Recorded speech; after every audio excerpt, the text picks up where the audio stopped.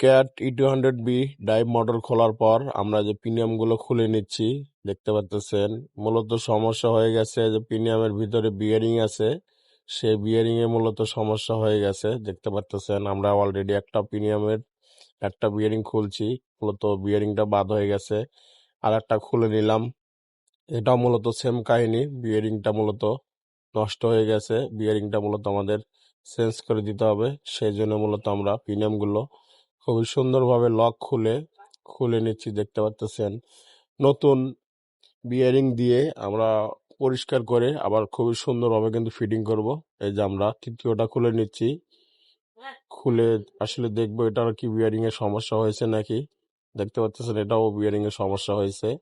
সবকটা বিয়ারিং মূলত আমাদের চেঞ্জ করে দিতে হবে। এই যে এটাও মূলত দেখতে পাচ্ছেন বিয়ারিং বের করে নিলাম, এটাও বিয়ারিং এর সমস্যা।